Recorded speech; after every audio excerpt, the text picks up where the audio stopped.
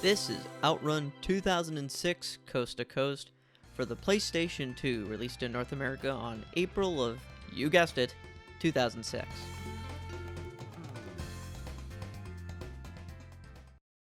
You can also find the game on the PSP, Xbox Original, and PC platforms respectively, but for today I'll be mostly talking about the PlayStation 2 version of the game. Outrun 2 is quite possibly one of Sega's greatest achievements in their series of arcade releases, right up there with the likes of Crazy Taxi and House of the Dead 2, and I just wanted to take a moment to just gush about it and talk about how much I adore this game. It's definitely up there with some of my favorite games of all time, definitely in the top 10 rankings for sure, so let's take a moment to talk about what makes this game so special.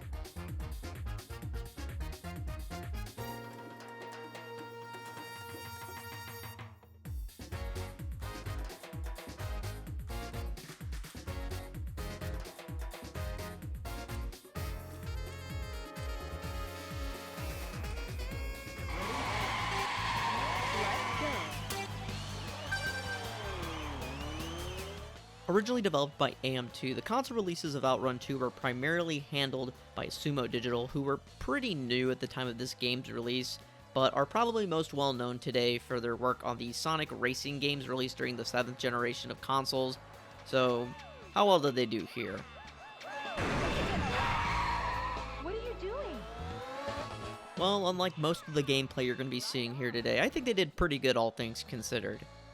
This version of Outrun 2 2006 Coast to Coast was a multi-platform release, so while there are minor graphical downgrades from the arcade and Xbox versions of the game, the PS2 and PSP iteration for that matter still managed to really stand out presentation-wise. I think the only real major downsides to these ports in particular are the frame drops during the more intensive sequences, with more dense level geometry and heavy traffic populating the stages. These moments are far and few between, but are still worth noting. Otherwise, I think the game runs pretty good. It runs at a decent 60 frames per second, usually at 480p on the PlayStation 2, whereas the PSP version is unfortunately locked at 30 frames per second. But the fact the game is able to look so good as it does on a handheld while still playing well is an achievement in its own right.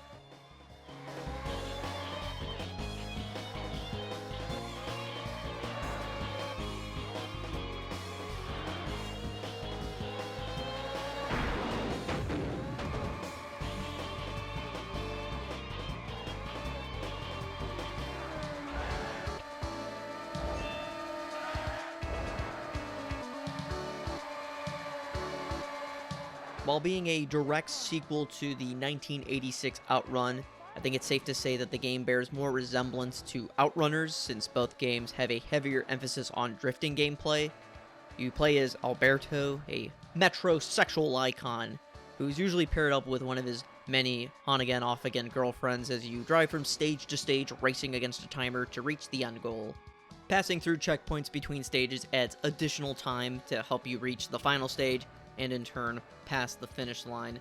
This is then followed by a cute little ending cutscene alongside a high score tally. It's just classic arcade gaming in its most purest and greatest form.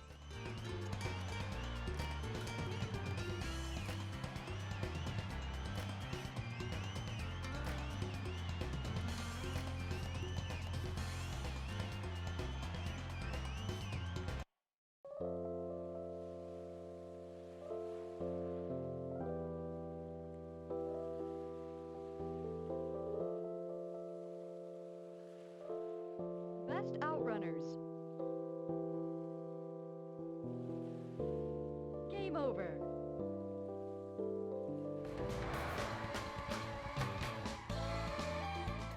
Much like some of the best arcade games, there's tons of replayability in Outrun 2.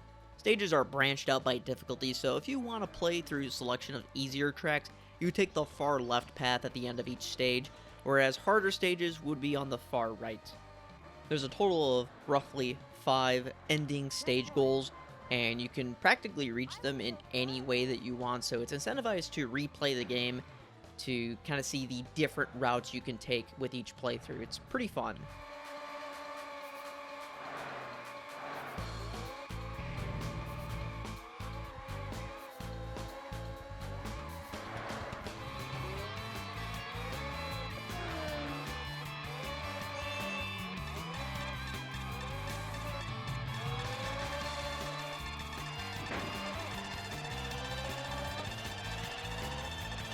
Congratulations. And of course, once you reach the ending of a route, you are then gifted with a wonderfully goofy ending cutscene. There's a unique one per route, so again, incentivized to replay the game over and over just to kind of see what you get. Why, here we have a pretty goofy one with a Moai head here, chasing Alberto. I don't know what it is about the Japanese and Moai heads. They seem to be ever so present in classic arcade games. For example, there's the likes of Arkanoid and Gradius. I believe you can even control a Moai head in one of the more recent Mario games. It's a bit odd, but I would be lying if I didn't say I did not enjoy them myself.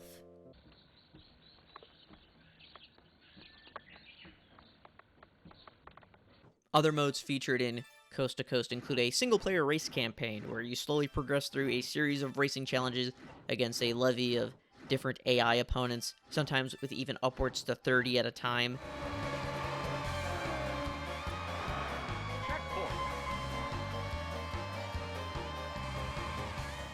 While not a particularly bad mode, racing never really felt like Outrun's main draw, so I don't really like playing this mode all that much, although I guess it's a nice addition for those who do want it.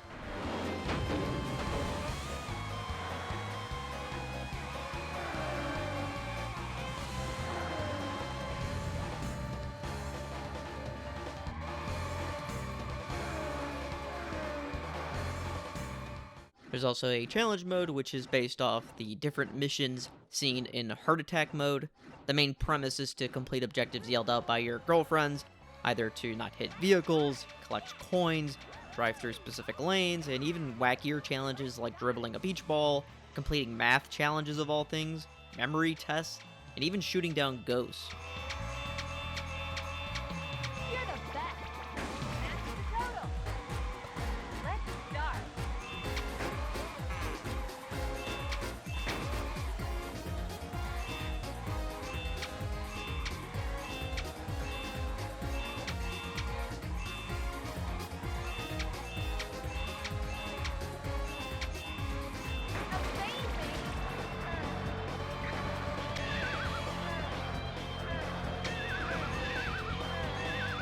Once completed, you are given a rank on your performance, with the highest being a AAA score and the lowest being an E. The main Heart Attack mode is structured similarly to the main game, where there are various branching paths you can take, whereas Challenge mode is a small selection of objectives that you can play at your leisure, and if you make a mistake, you can effortlessly retry the challenge as much as you'd like, at least until you reach your desired rank.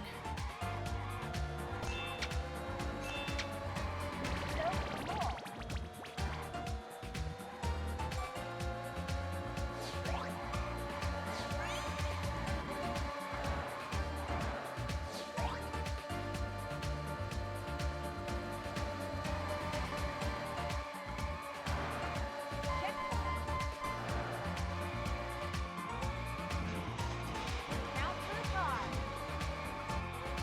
Let's start.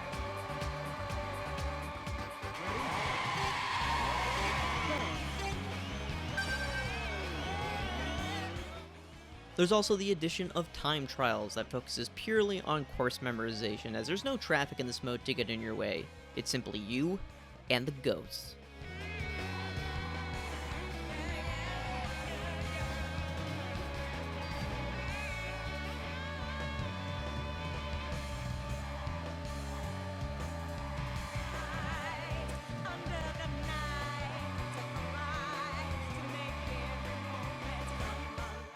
The main goal is to beat the ghost times and achieve the fastest times possible in each stage. This mode also follows the same structure as the main game, with the various branching paths.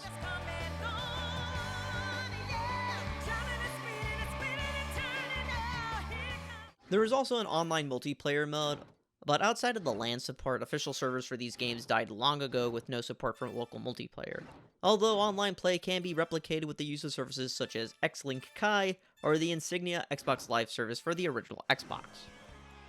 While progressing through the game, you may notice that you will be obtaining in-game currency known as Outrun Miles, which you can then spend on the various additional content featured within the game, such as music, stage variations, vehicles, and their color variants.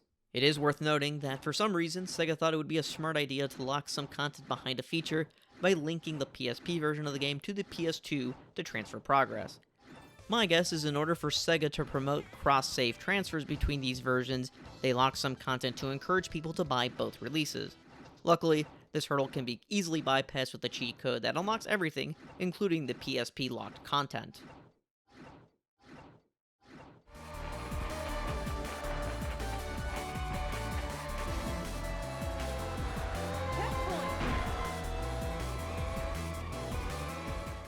In short, Outrun 2 is a classic, a pinnacle of arcade gaming. But now that I've gone over the base game, I can finally talk about what makes Coast to Coast an interesting version of the game. While the original Outrun 2 was released in 2003 in the arcades, an updated version of the game in 2004, known as Outrun 2 SP, would release with new stages, vehicles, and music, while also tweaking the drifting mechanics to be a tad bit easier, as well as introducing a slipstream mechanic to increase your vehicle speed while driving behind other vehicles. In that same year, the original version of Outrun 2 would release exclusively for the original Xbox.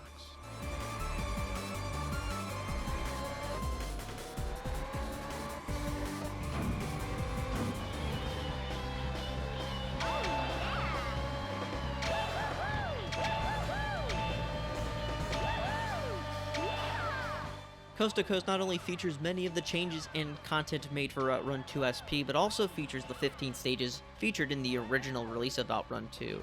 Other additions made for Coast to Coast include 3 additional cars on top of the ones featured in both versions, new arranged music, as well as the previously mentioned single-player racing campaign and challenge modes.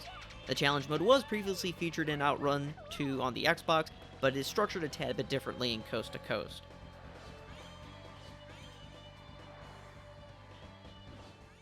And if all you want is just the pure arcade experience, the game has you covered there as well with Outrun 2 SP Arcade Mode. Testarossa, automatic transmission. Outrun mode. Flash wave. Suffice to say, I'd say Coast to Coast is arguably the best version of Outrun 2, but there are honestly so many differences between the parts and even regional differences that I'd just be here for hours just listing them all. Thankfully, a user by the name of MrThunderwing has gone through that excruciatingly difficult task for me on their channel, so if you're curious about these changes, I suggest go checking out their videos on the subject matter.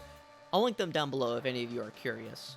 If you're looking to pick up a copy for yourself, physical copies are becoming relatively difficult to come by, at least at a decent price. NTSC, PS2, and PSP copies go for upwards of $60 or more complete in the box, with the PSP version usually being the more cheaper of the two.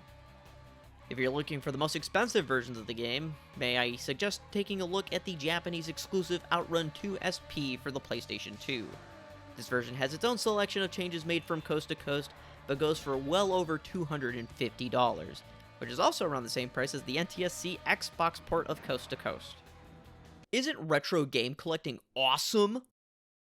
Unfortunately, Sega has also ceased the digital distribution for the PC release for quite some time. This is most likely due to the cost of relicensing the Ferrari vehicles. That being said, the PC version of Coast to Coast is still easily obtainable on various abandonware sites, although the PC version has its own quirks and isn't particularly stable on newer hardware, at least for me anyways. The game had a tendency of crashing whenever I tried to record it on my main PC. I lost roughly half an hour of gameplay footage because of this. Despite that, I was still able to overcome these issues and record gameplay footage, although I insisted on recording the PS2 version for personal preference. It does make for an interesting side-by-side, so you can see the major differences in resolution boost when playing the PC version against the PS2 version. Although I will say that the PC version, as I said, has some really weird quirks, more specifically the lighting, so you decide on whether or not you think the PS2 or PC version looks any better.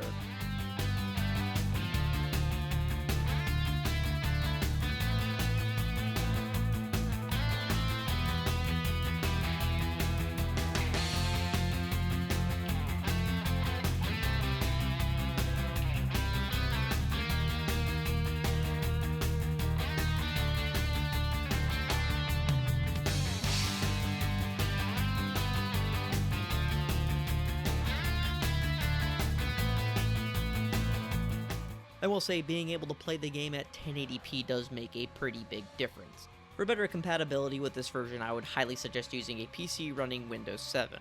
While I'm at it, check out the Outrun 2 FXT mod, which re-enables force feedback support for racing wheels, better controller support, custom resolutions, and a windowed mode, while also trying to get the game as close to arcade perfect as possible. It's still under active development and has its quirks trying to install, but if you're going to play the PC release, it's recommended to use this mod for a relatively smoother experience, while also adding a couple of new features, such as a course editor mode, where you can rearrange tracks to your liking in ways that you would not otherwise see in regular gameplay. I'd also be remiss if I didn't at least mention the Xbox 360 and PS3 digital release of Outrun 2, known as Outrun 2 Online Arcade, which is an HD port of the base Outrun 2 SP release without all the bells and whistles that were seen in Coast to Coast. This version's main appeal was being able to play the game online with friends with a much higher resolution version of the game, and if you can guess, was also delisted quite some time ago. As a bit of a last-minute addition to this review, I completely forgot to mention the fantastic soundtrack on display here, but quite frankly, I think the music in this game speaks for itself. It's a bit of a mixture of jazz and yacht rock, while also retaining many of the classic Outrun tracks that many of us are familiar with from the previous entries. This game's got it all, and it's quite fantastic. Time over.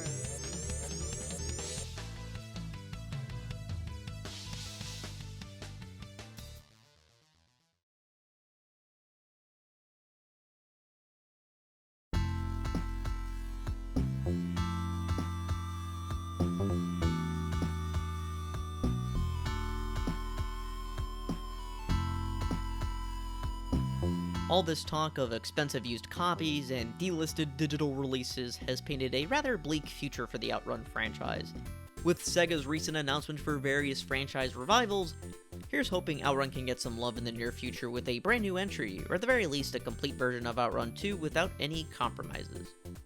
However you decide to play Outrun 2, there really is no bad version of the game, so whether you're playing any of the different official ports or emulating any of the arcade releases, you're at least sure to have a good time. Thanks for watching, and until next time.